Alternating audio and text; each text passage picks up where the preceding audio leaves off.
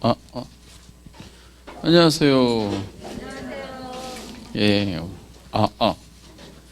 그러니까 크네. 투자론 오늘 마무리해야 되는데, 지난주에 이제 요거 봤었죠. 화폐 시간 같이.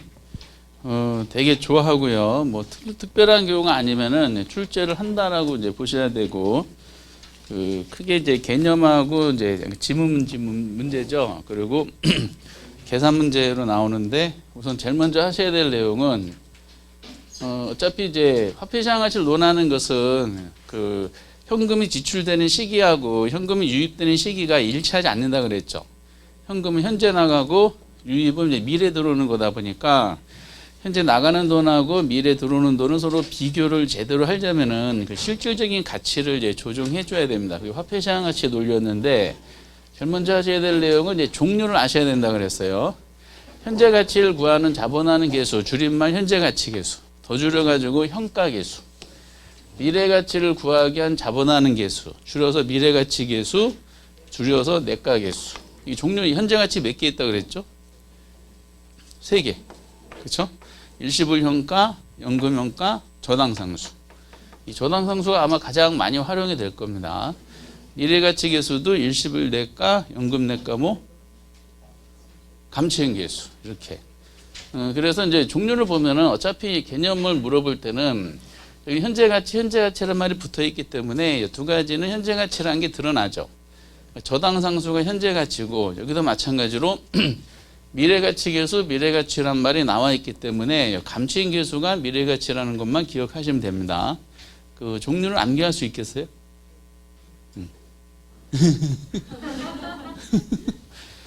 그리고 이제 물어보는 게 작년에도 나오는 것 같은데, 역수는 이제 역수인지 아닌지를 확인하는 방법은 역수 관계에 있는 두 가지를 서로 더해보라 그랬어요? 곱해보라 그랬어요? 곱해보면 뭐가 나온다? 1이 나와야 돼요. 그래서 일시불의 현가 계수와 일시불의 내가 계수를 곱하면은 0이 된다라는 표현은 어때요? 틀린 말이지. 곱하면은 역수 관계를 설명하는 표현입니다. 종류를 알면은 그 위에 있는 일시불끼리 역수고요. 나머지는 그 안에서 두 개씩 역수가 돼요. 요거는 굉장히 많이 나옵니다. 그래서 역수 관계가 이렇게 된다는 것도 구조적으로 암기할 수 있겠어요? 다행이다. 이제 1단계, 2단계는 20만 명이 다 하시니까 우리는 그 다음 단계. 우리가 이제 일시불 개념이 2개가 있고요. 나머지 4가지는 연금 개념인데, 여러분 연금이란 말이 뭔지 느낌이 오시죠? 네, 그렇죠. 이렇게. 이 동일 금액이야. 동일한 금액을 한 번만 고려하면은 이게 뭐다?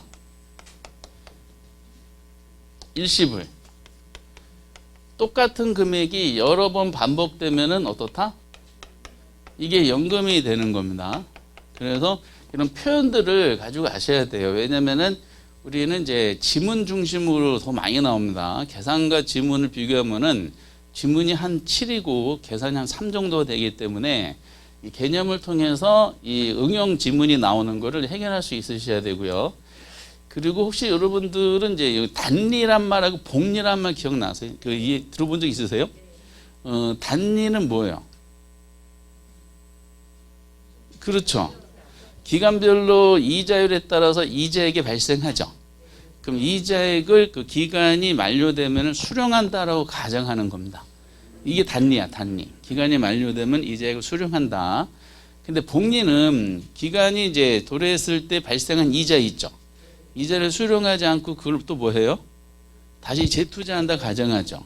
그럼 이자에 이자가 발생을 해요. 이걸 복리라고 그러는데, 화폐 시장 가치에서 논하는 모든 사고 방식은 복리 계산입니다. 복리.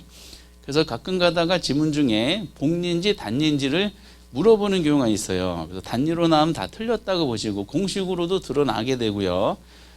그리고 이제 먼저 이제 계산 문제를 풀 때는 뭐 특별하게 암기 안 하셔도 됩니다. 계산 문제를 풀 때는 복리로 계산하고란 조건이 다 주어지기 때문에 그렇게 어렵진 않고요.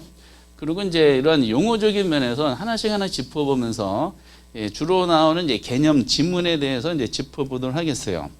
기본적인 종류와 이거 다 안다고 가정하는 거니까 교재상으로는 이제 거기에 295페이지에 양가로 3번 해가지고 이제 미래가치 계산부터 등장하는데 그 일시불에 미래가치라는 말이 나와 있고요. 체크할 것은 동그라미 2번에 일시불의 내과기수란 이렇게 설명이 되어 있죠.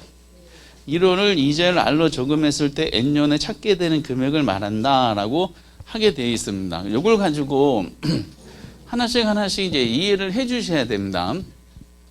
요약집으로 정리하는 게 더 좋을 것 같은데 어쨌든 일시불의 내과계수를 설명하게 돼요. 그럼 여기 딱 보니까 현재 1원이 있죠. 이런 표현이 나옵니다. 그 1원이 하나야 여러 개야? 하나지. 이런 표현이 나오는 순간에 이건 뭐다? 일시불이야. 일시불이 나왔기 때문에 이제 방향이 두 가지겠죠.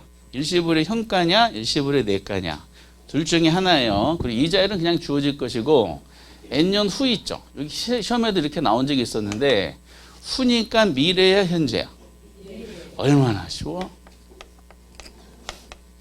그래서 두 가지 단어를 조합을 맞춰보면은 요거는 일시불이고 요거는 이제 미래니까 일시불의 내과계수는 이 일시불의 미래 가치를 구하기 위한 자본하는 계수구나라는 거를 문구상으로 파악을 하셔야 돼. 화폐시장 가치 개념을 암기한다는 것은 의미가 없어요. 응용 지문이 나오는 거기 때문에 해석이 대빵 중요하죠. 그래서 일시불의 내과계수 이게 0이에요. 0은 뭘 말할까요? 타임 스케줄론 할 때. 0은 현재를 말합니다. 현재. 그리고 얘는 1년 후, 얘는 2년 후, 얘는 3년. 기간을 이렇게 짧게 한번 해보겠어요.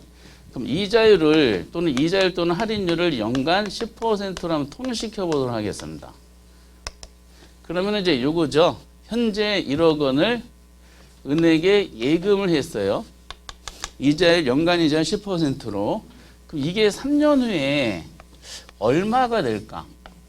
요거를 알고자 하는 거죠. 1억 원이라는 금액이 하나야, 여러 개야?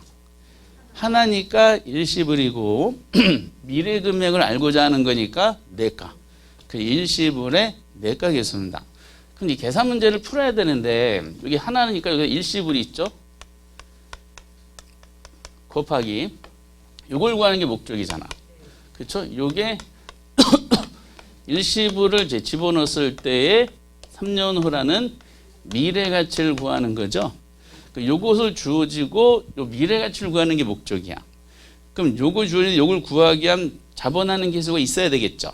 일시불에다가 곱하기 일시불의 내과계수를 하는 겁니다. 그때 이제 이자를 주어지고 기간이 주어졌을 때 여기서는 10%고 3년 이렇게 하면 돼요. 그럼 이게 얼마인지를 판단할 수 있으셔야 되는데 이때 공식이 필요합니다. 공식 꼭 암기해 주셔야 돼. 몇 년 전까지는 공식 암기를 필요가 없었어요. 그런 일시불만 공식 암기하면 됐었는데 평가사 시험하고 우리 시험의 지금 특징이 공식 암기를 요구하고 있습니다. 그 암기된 공식을 응용해 가지고 푸는 지문도 등장하기 때문에 그래요. 일시불들은 공식이 간단해요. 그 일시불의 내과의 공식은 이렇게 나온 것처럼 1 플러스 R의 N승 이렇게 하시면 됩니다. R은 이자율이고 요 기간 이게 N승이죠. N승 요것이 복리를 말하는 겁니다. N 기간만큼 누적시켜라는 뜻이야. 곱하기 N이 아니라 N승이란 말은 복리를 표현하는 것이고 그 얼마입니까? 그럼 데이터 집어넣으면 되죠. 현재 1억 원을 집어넣었어요. 곱하기 일시불 내과의 공식 암기하고 계신다 그랬죠. 그러면 1 플러스 이자율이 몇 프로? 10%. 10%니까 0.1. 그렇죠? 몇 년 누적됐어? 한 번, 두 번, 세 번 누적돼서 3승 이러면 되죠. 3승. 그럼 1.1을 몇 번 뚫기라는 거예요? 어떻게 하셨어요? 1.1을 세 번 다다다다 두들기잖아요. 얘가 1.331이 나옵니다. 그러면 이제 1억 원을 예금했을 때 이자율 연간이 10%로 그 3년에 얼마가 되냐? 얘가 1억 3,310만 원이 됩니다.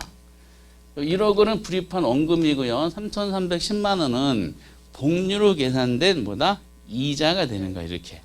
그래서 지금처럼 객관식 지문할 때 현재 1원을 은행에다가 예금했을 때 N년 후에 얼마냐. 그때 적용되는 게 뭐죠? 일시불의 내과기수. 그러면 계산 문제를 풀 때는 이 일시불의 내과의 공식을 기억하신 다음에 데이터만 입력하면 되게 돼 있습니다. 15회 때는 어떻게 나왔냐면은 연금의 내과기수 공식이 나오면서 이걸 20년치 물어봤어요. 20년 후에 얼마냐 물어봤거든요. 그럼 1 플러스 이자는 10%였었어요. 몇 승 하시면 돼? 20승. 그 1.1을 20번 두들겨야 되죠. 1.1에 20승을 이렇게 주어졌는데 이거 현장에서 계산기 따다다 재무형 계산기면은 그냥 순식간에 답이 나오거든요. 그런데 우리 슈퍼마 계산기는 1.1을 이제 수작업으로 20번 두들겨야 돼요. 그럼 두들기다가 몇 번 두들겼는지 잊어버려요. 이렇게. 그래서 이 당시에는 1.1에 20승을 저희보고 구하게 하지 않았고요. 단서에 단 1.1에 20승은 얼마다는 조건이 주어졌었어요. 그러니까 이런 것은 계산 문제 내기보다는 계산 문제 낼 때는 이런 식으로 이제 짧게 주어지는 게 일반적이다라는 거죠. 이렇게. 그래서 요것 어쨌든 이 개념을 통해서 여기 시험 지문에 개념 지문 나왔을 때에 이제 기본적으로 알아야 될 사고 방식이고요. 이 지문을 통해서 이 타임 스케줄에 대한 내용을 그림으로 연상하시면 돼요. 그 계산 문제 할 때는 이 공식이 필요하죠. 일시불 주어지고 일시불의 내과에서 이 공식을 활용해 가지고 미래 가치를 구하는 게 목적이다라는 것을 확인하시면 되실 것 같습니다.